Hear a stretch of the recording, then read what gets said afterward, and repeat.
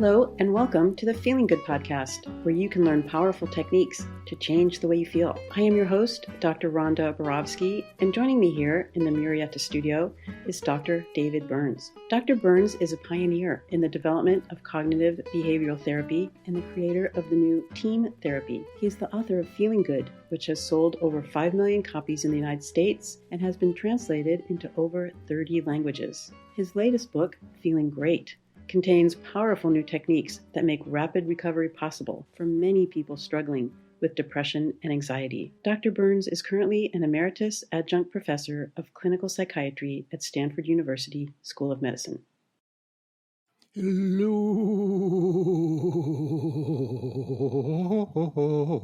Rhonda. Hello, David, and welcome to all of our listeners. This is the Feeling Good podcast. It's episode 479, and we welcome you from all over the world. And nobody can see because this is a audio technology, but David, you look quite debonair today with your nice goatee trim and haircut. Oh, thank you. And did you like the shirt as well? I do like the shirt. Because I've been living in it night and day for two days. And that's one of the great things about video. You can, be wearing what you slept in, and it looks good on the other end. Yeah. Well, today is an Ask David episode, and it's an old-fashioned one where it's just you and me. And I thought I'd start off with a beautiful comment from Susan, who's one of our podcast fans. And she extended our discussion on whether friendship is more of a human need or human want. And she described her wonderful work with Dr. Daniel Herman, who's a level 4 certified TEAM CBT therapist. And she said, "Hi, Rhonda, Matt, and David. First, I want to say I'm so glad sweet Rhonda is feeling better. This is wonderful news. I've been a fan of Dr. Burns' books for 10 plus years and of the podcast for 3 years. I just finished listening to podcast number 469 on friendship and felt compelled to share my story as it relates to TEAM CBT. 3 years ago, my 23-year-old son entered a 90-day inpatient rehabilitation center for marijuana addiction, followed by 1.5 years in a sober living facility. 6 months into the recovery, I reached out to Dr. Daniel Herman, a TEAM CBT level 4 therapist. At that time, my son's progress had been steady, and yet I was still suffering greatly. One of my many thoughts that contributed to my suffering was that my friends couldn't understand what I was going through. I have been fortunate to have many wonderful friends for 30 plus years.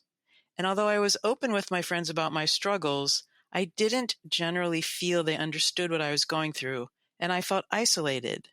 Fortunately, Dr. Herman did not try to convince me that I needed these friendships or to be understood to get through this difficult time. Instead, Dr. Herman helped me to look at the situation realistically without distortions. My positive reframe regarding my friends was, I wish I could have felt closer to my friends during this difficult time. However, there are many ways in which I have supported myself, and I found other outside sources of comfort also. I made a very detailed list of the myriad ways I had supported myself, which brought me great comfort and empowerment. I was able to accept that I wasn't feeling as close to my friends as I would have liked without blaming them or myself. I also let go of my belief that my friends should have been able to empathize better with what I was going through. I learned that although I truly value these friendships, if I expect them to mean everything to me in every situation, I will be setting myself up for a lot of suffering. Thank you for all your wonderful podcasts. And the point I was trying to make is that Dr. Herman himself did not appear to believe in these self-defeating beliefs. This was essential to me coming to the same conclusions. To be clear, Dr. Herman never told me what to believe. I was paying him, but I did all the work. It was frustrating at times, but coming to my own conclusions was the only way to internalize these messages. Again, thank you for all your wonderful podcasts. Susan. Yes, and thank you, Susan, for your thoughtful and kind and loving words. There's so much wisdom and reality in what you're saying, and we really appreciate your feedback too. We're doing these podcasts hoping to have some positive impact on a few people here and there around the world. And when we hear from someone who does like what we're doing and appreciate it, it means the world to us. Yeah, and it's so great to hear about Dr. Herman and what a great job he did. Oh yeah, he's the best. He is. Yeah. I remember when I got to know him was that when we used to do the I think they were 1-day workshops at that motel on El Camino. Mm-hmm. Did you used to go to those? Yep, absolutely. Mm-hmm. And he did personal work in one of those, I think on his shyness or social anxiety or some such thing, but it was really transformational for him. And you can't give something wonderful to someone else without receiving a great deal back. And I remember, he put me on a high that day as well. I hadn't known him, and he was such a great guy to get to know. And he was. What a wonderful therapist he is too. He's working on the East Coast. Do you know what state he's in, Rhonda? I don't, but I can look it up and tell you by the time the podcast is over. It wouldn't hurt, and then we could even put his contact information in the show notes if you remind me. Okay. And maybe we'll send a couple of referrals his way if we can. That would be awesome.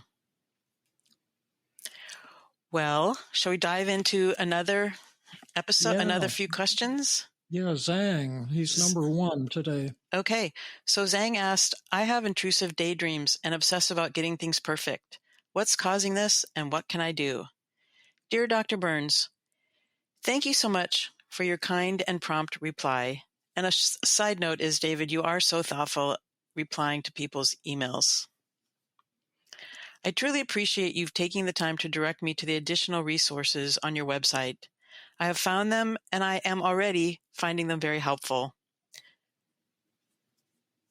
I'm writing you again because I have been struggling with some persistent challenges and was hoping I might ask for your guidance.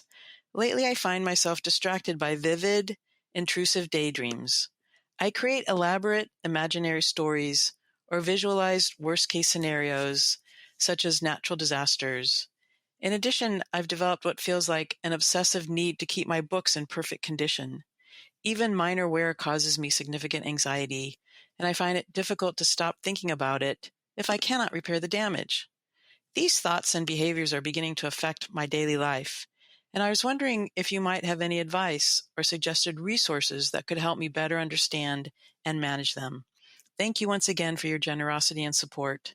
Your work has already made a profound difference in my life. Warm regards, Zhang. Well, I could mention a couple things that pop out right off the top of my head. First of all, thank you for your beautiful note, Zhang, and your wonderful description of your problem. And I don't know if you have a talent for writing, but I was thinking you might be able to turn these visual fantasies into awesome short stories or novels, and make a ton of money with a best-selling novel. But that's a little facetious. But I think that's probably the way novelists are. They picture a lot of things in their mind, and then they use that in their writing. I never have that skill. I'm always a non-fiction writer, but I've thought people who can do that are lucky. But at any rate, I can think of 2 things that you might want to think about. One, again, you've asked a general question, and what I often say to podcast fans, including all who are listening at this moment, is when you have an issue like this, you know how David works. He asks you to do a daily mood log on one specific moment when this was going on, and when you were upset by it, and maybe you were having vivid, intrusive daydreams or whatever was upsetting to you. And then After you briefly describe the situation, you circle your negative feelings in 9 different categories and rate them between 0 and 100, how intense they are, and then you write down your negative thoughts, which will generally have a lot of cognitive distortions. And if you even do that much, that would give us so much specifics to work with you and show you how to challenge those thoughts and turn them around. And so, like when you're getting perfectionistic about your books or something like that, like what are you telling yourself? Why is that upsetting to you? What thoughts are going through your mind? Write them down. I've been trying to get people to do this since I wrote my first book, Feeling Good, which was in 1978. I started writing that book. It was published in 1980. Wow. And that's the thing I emphasized over and over again. Don't try to do this in your head. Take an effing piece of paper, take a effing pen or pencil, and write your thoughts down on that piece of paper. And all who do that will be happily rewarded, and all who refuse will end up frustrated. And I've learned that in my personal life. I've learned that in my work with thousands, tens of thousands of hours with patients. But anyway, that's thought number 1. And then thought number 2, it sounds like you're kind of obsessing about things and getting distracted about things. And in my experience, that's usually a tip-off for the hidden emotion model. And you can read about that in my book, When Panic Attacks, which has all kinds of techniques for dealing with anxiety. But the whole thing behind the hidden emotion technique is that it's possible, likely, not necessarily the case, but probably the case, that there's something going on in your life that's bothering you, and you're not dealing with it because of your niceness. Remember, only nice people develop problems with anxiety. And so maybe you're mad at somebody about something, or maybe you there's something you want that you think you're not allowed to ask for because you're too nice, or anything along those lines.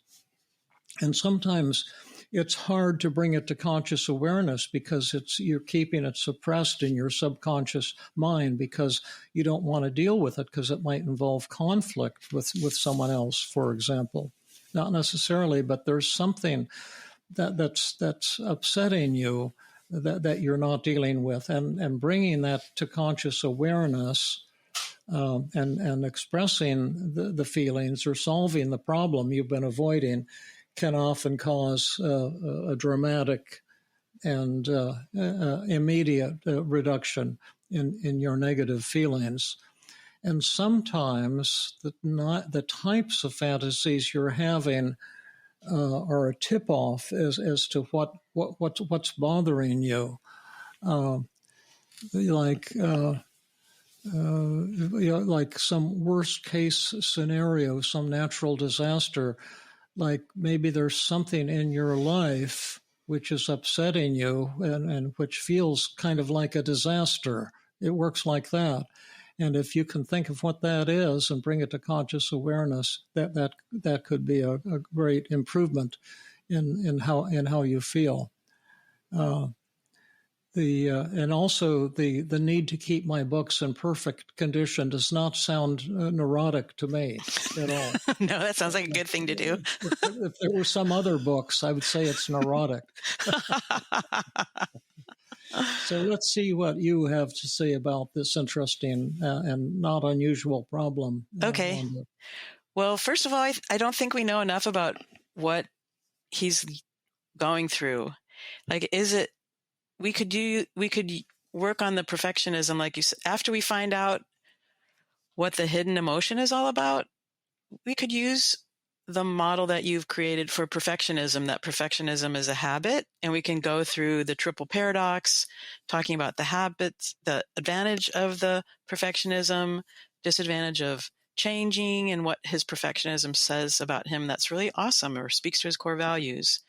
we could use the habit and addiction log with, the thoughts and more tempting thoughts about perfectionism. But we could also go in another direction, and maybe he's suffering from a bit of obsessive compulsive disorder. And I'd say, why don't you start with taking the Y-Box, the Yale Brown Obsessive Compulsive Scale, and do a little testing with yourself and see if you fit into that category. And then we would do therapy in a, slightly different way.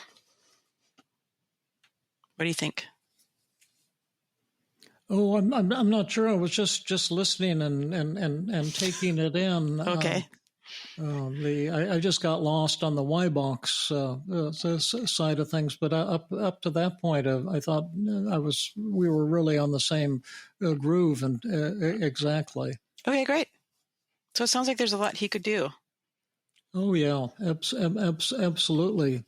So maybe write back to us, Zhang, after you listen to this podcast, and see if any of this makes sense to you, and see if you can implement it. Okay, great. So let's do the next question. Was from Yevhen, and I apologize if I am not pronouncing your name right. And he wrote, "How can I use I feel statements without oversharing? Hello, Dr. Burns and Rhonda. I would like to express my heartfelt gratitude for the remarkable work you're doing in the field of TEAM CBT. Your books and your voice of reason have been an immense help to me in some of my most difficult times. Dr. Burns, I always feel amazed hearing your wisdom and patience each time you explain the concepts. Even when the concepts were explained before, I value hearing them again. Additionally, thank you, Dr. Burns, Rhonda, and Matt, for the Feeling Good podcast you host. Each episode is a highlight of my week and nearly always offers profound insight and encouragement. On a lighter note, I sometimes play your podcast at night when I have trouble sleeping, so it helps me with my insomnia. It really helps me drift off within 20 to 30 minutes. Matt, I really appreciate all the cool insights you're sharing and contributing to the podcast. And Rhonda, I admire your perseverance. I'd love to ask you a couple of questions. When I meet new people, I tend to guide the conversation by asking relevant, open-ended questions, similar to the TV host technique you described in Feeling Great. The challenge is that I rarely share much about myself. This often leads my friends or partners to say that they hardly know anything about me, or that I keep personal matters private or don't share anything with them. How can I work on sharing more about myself without oversharing? So why don't I do one of his questions at a time? So we start with that one? Okay, sure. Well, why don't you take it first this time, and then I'll add whatever I might have to add. Well, I love that he's using the TV host technique. And that's where exactly what he described. If you go to a party or if you're meeting somebody for the first time or on a dating app, people love to talk about themselves. And so you ask them open-ended questions to get them to talk about themselves and share who they are. But it is kind of boring to just listen to someone without sharing yourself too. So you do have to pause every once in a while and say, oh, I agree with that. And this is what I think, or this is how I feel, or this is my experience in that situation. So after opening them up to talk, you open yourself up to share as well. What do you think? Well, that's good. You at the end here, you say, how can I work on sharing more about myself without oversharing? And then what you might do is do a daily mood log. Again, I might not have mentioned this previously on a podcast, but people often ask general questions without doing a daily mood log. Take one moment that you had this concern and what were your emotions and what were your negative thoughts, and write them down. I used to say on an effing piece of paper, but I don't say that anymore. And I used to say, and pick up an effing pen or pencil and write down your effing negative thoughts. But you've been forbidden for using effing. Yeah, and I sometimes mention that I've been saying this since 1978 and writing about it. And it's all kind of like I think no one's heard me say this. But what are you afraid would happen if you overshare? I mean, that's the point I'm getting to. Now, I used to have pretty severe social anxiety, and now I talk. I kind of got over it. And I often say things that are inappropriate, or people get pissed off at me, or I make some kind of a crazy joke and realize that it went over like a lead balloon and no one's laughing. And and then what is the world going to come to an end? Like, are people fleeing the podcast by the tens of thousands? Am I being taken to court because I overshared or said something stupid? Like, what are you afraid of? It sounds like you've got some perfectionism and some fear of something. What if you overshare? And wouldn't it be appropriate to overshare the first times you're talking about yourself? You've been undersharing, and you could very well overshare at times. And then how could you get some feedback from people? Could you ask them, I'm talking about myself right now, and I don't know how you're feeling, if I'm sharing too much or sounding like an ass or a fool. Can you tell me how I'm doing? Because I'm trying to learn, I'm trying to grow, and I love listening to you, and I find you fascinating, and I'm trying to share a little about myself at the same time. How's that? Perfect. Very, very great. And very specific. Okay. His second question is, I usually appear calm, and some people even describe me as having a poker face. This sometimes leaves my partner and friends unsure how to read my reactions or feelings. Is there a way to become more comfortable showing emotions without forcing it? Wouldn't it be the same answer? Fill out a daily mood log and ask yourself, is there one upsetting moment when you felt uncomfortable expressing or showing emotions? And then I'd also do a little bit more definition. What does it mean to him to overshare? What does it mean to force emotions? That's confusing to me. So I'd want to know more about a specific moment in time when that happens and what happens. But I think your great advice about his other question is relevant for here. Yeah, good. That's great. Another thing you could do, Yevhen, would be to pick up my book, Feeling Good Together. And it talks about the 5 secrets of effective communication. And one of the 5 secrets is I feel statements. That's where you say, I feel X, and X is some emotion. And it could be I'm feeling happy, or I'm feeling angry, I'm feeling hurt, I'm feeling excited. And there's even a card, a feeling words card. It's a full page that shows you the different kind of feelings you might be having and synonyms to express them. And Rhonda and I will show you how this exercise works right now, and then you can practice it. If you want to learn and grow, and if you really want to learn and grow and make me happy, go and buy my book, because then I'll get a 35-cent honorarium. And if 1,000 people do that, that'll be $350 or something like that. But here's how the exercise works, and we can do role reversals. Okay. And what Rhonda and I will take turns saying something upsetting to the other person. Could be positive or negative. And then, like if I do this to Rhonda, I might say, I'm really pissed at you, Rhonda, and I think you're full of shit. And then, Rhonda, you're only allowed to respond with, I'm feeling X, Y, and Z, and then use 1 or 2 or 3 feeling words. So you have to respond only by sharing your feelings. Now, this is an artificial exercise. It's not to be intended to be used in natural conversation with friends and strangers. This is a practice to get together with someone and practice. And by the way, you can get the Feeling Great app for free. And then there's a little love bot in there that will practice this with you. So there's a lot of goodies in our Feeling Great app, and everyone should go out and get it while it's still free. And if you don't, you're nuts. And your app, as the Buddha once said, even he anticipated the app 2,500 years ago. And he wrote in the Tibetan Book of the Dead, he said, I'll be long gone when David's app is available, but when it is, make sure you get it and use it. That's what the Buddha said. That Buddha was so wise. Are you ready, Rhonda? I'm ready. You want to be the attacker or the receiver? Receiver. Okay. Rhonda, I just think you're full of shit, and I'm super pissed off at you. Oh, I'm feeling really shocked and hurt and kind of scared.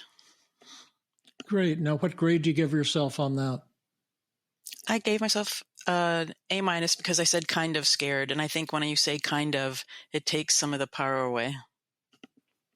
I thought I gave it an A+. I didn't think it took any power away. I thought it made it sound very, very natural. Oh, okay. Okay, are you ready for one? Yeah. I love your listening skills, David. It's such a great experience talking to you and feeling really like you've heard everything I said. Well, I feel so happy and grateful, and kind of very warm and loving toward you right now. Thank you. Thank you. How was that? That was really great. Yeah. And that's how you do it. And that was a positive one and a negative one.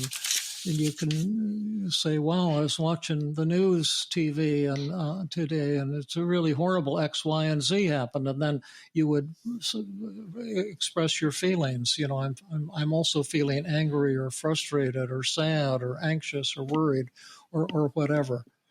And so what we're doing, Yevhen, is giving you two things that you can do to solve this problem, number 2, about being calm and poker-faced. One is an exercise you can practice either with a friend or with our app, or even practice it on paper or in your head. And also to do a daily mood log about any fears you might have of showing emotions and forcing it and screwing up. It seems like you're afraid of screwing up when you express yourself in front of other people. And that, as Rhonda wisely pointed out, is the common thing between question 1 or 2.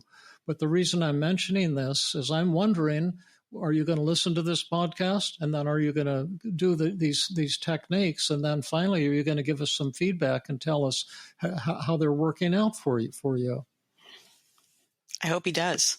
He did have one last question, which probably isn't that different in your responses. And he said, "I'm not naturally confrontational. So in difficult situations or disagreements, I usually choose flight over fight.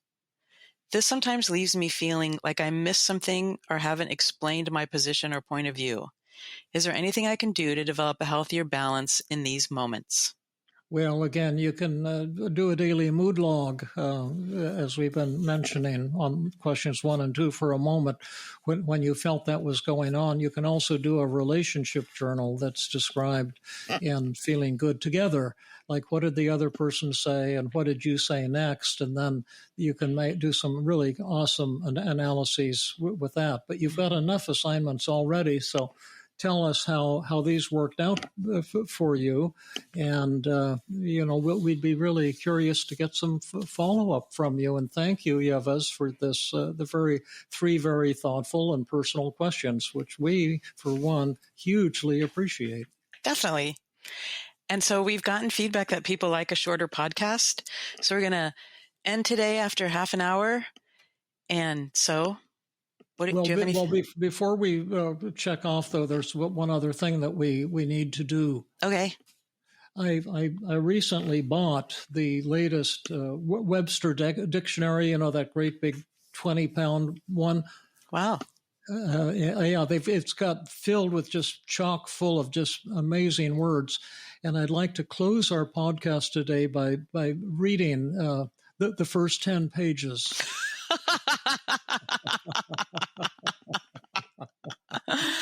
Huh. That's an interesting idea. So otherwise, we'll be quitting too quickly. But anyway, yes, thank you, everybody, and thank you, Rhonda, and we'll see what people think about these new little appetizer podcasts where we just dip into a couple, hopefully, tasty topics for you. Okay, thank you, David. This has been another episode of the Feeling Good podcast. For more information, visit Dr. Burns' website at feelinggood.com, where you will find the show notes under the podcast page. You will also find archives of previous episodes and many resources for therapists and non-therapists. We welcome your comments and questions. If you want to support the show, please share the podcast with people who might benefit from it. You could also go to iTunes and leave a 5-star rating. I am your host, Rhonda Borowski, the director of the Feeling Great Therapy Center. We hope you enjoyed this episode. I invite you to join us next time for another episode of the Feeling Good podcast.